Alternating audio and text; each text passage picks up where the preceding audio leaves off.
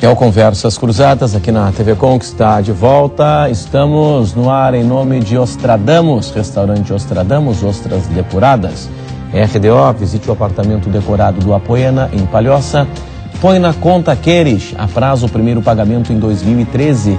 Companhia da Moda, há 20 anos sendo a sua melhor companhia.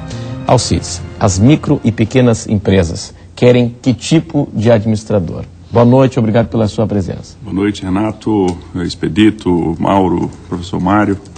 É uma satisfação estar aqui com vocês participando desse tema extremamente relevante para as micro e pequenas empresas de Santa Catarina.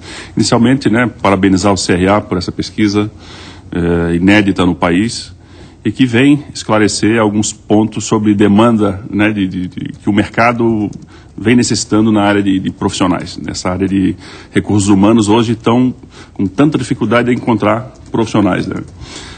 Quando a gente fala de contratação de profissionais, a gente precisa separar as grandes empresas das micro e pequenas empresas.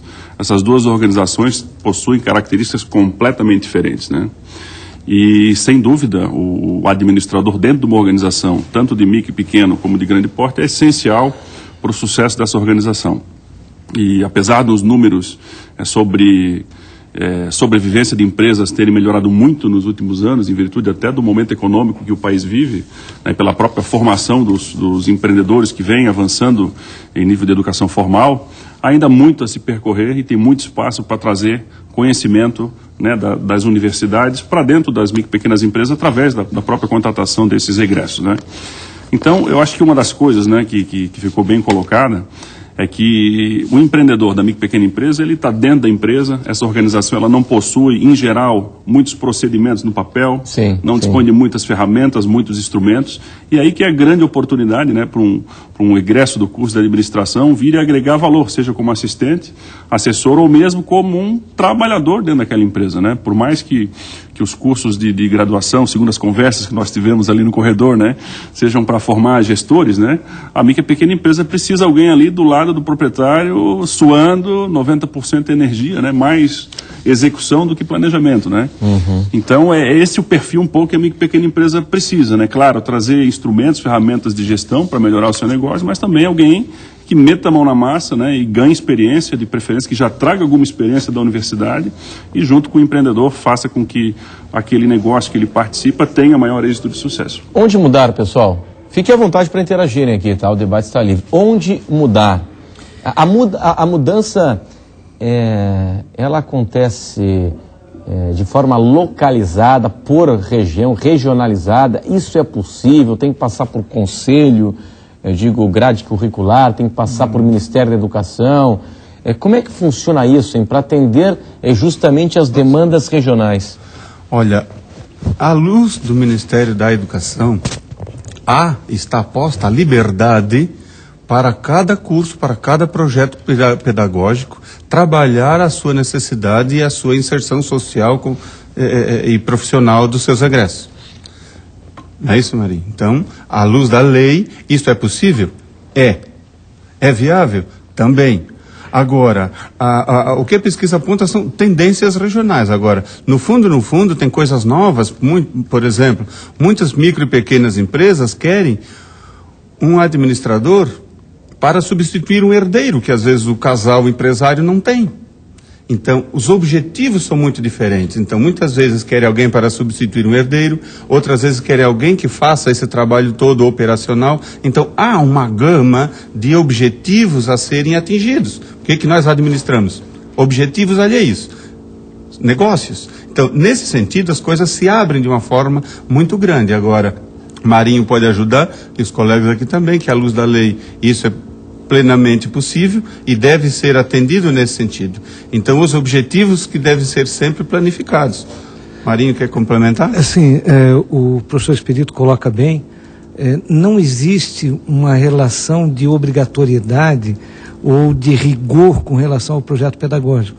Na realidade, as diretrizes curriculares, elas estão consolidadas em termos de conteúdos. As instituições é que formatam esses conteúdos da melhor forma. Evidentemente, a maioria das instituições segue modelos, modelos que eventualmente elas acham melhores, modelos que elas acham ou transformam em paradigmas, e com isso acabam se afastando da sua realidade. De fato, toda instituição de ensino tem autonomia para fazer o seu projeto pedagógico, respeitando apenas o que as diretrizes norteiam. A autonomia da instituição de ensino. E agora, se ela está mais próxima ou mais distante da realidade do mercado, isso foi colocado ainda há pouco bem pelo professor Expedito, é que existem duas preocupações que não são convergentes. A instituição de ensino, a cada 3 anos, ela se preocupa com os resultados do ENAD. E, nos demais, ela se preocupa com a sociedade. E muitas vezes a prova do ENAD não é uma prova que converge com os interesses da sociedade ou da própria instituição de ensino. É onde ela dista. Exatamente que eu quero, a partir disso, refletir. E é conhecida a minha posição crítica sobre o sistema de avaliação. Infelizmente, os cursos de administração estão mais preocupados com a avaliação do Ministério da Educação, aliás, que de avaliação não tem nada, na verdade é um sistema punitivo e não é avaliativo, e está aí agora as instituições sendo punidas, quando na verdade não deveria ser assim. A avaliação ela tem uma função pedagógica, de correção, de correção de rumos, de processos. Isso não está acontecendo? Isso não está acontecendo. Infelizmente, o sistema de avaliação é utilizado para punir. Faz com que os cursos de administração e os outros também tenham medo de inovar, tenham medo de mudar e acabam não olhando para o seu entorno. Acabam olhando para o Ministério da Educação. Mas não é o Ministério da Educação que contrata os egressos. Não é ele que paga as mensalidades, são os estudantes. E eles só serão viáveis se tiverem inserção no mercado de trabalho. E para ter inserção no mercado de trabalho, nós, instituições, temos que olhar o nosso contexto regional. Eu ando pelo Brasil todo. Há uma vontade enorme de mudar os projetos dos cursos de administração. Mas todo mundo me diz assim, mas e o MEC vai aceitar? Mas e será que isso não vai piorar a nossa avaliação no ENAD? Até agora não vi nenhuma relação científica comprovada da relação do ENAD com inserção profissional. Pois é, mas então, com qualidade então nós não temos aí, claro, pode ser culpa do sistema, né? Onde é a universidade? Eu estou querendo colocar aqui uma pimenta no debate. Não dá para a gente dividir essa responsabilidade também? Primeiro, com um sistema que é complicado, e segundo, com a universidade está pensando só na sua pontuação junto à avaliação do Ministério. Quando deveria pensar mais, vem cá, esse meu aluno ele vai estar preparado para o mercado de trabalho, eu estou formando um profissional capacitado para chegar junto no mercado e sendo uma boa oferta, um bom produto no mercado?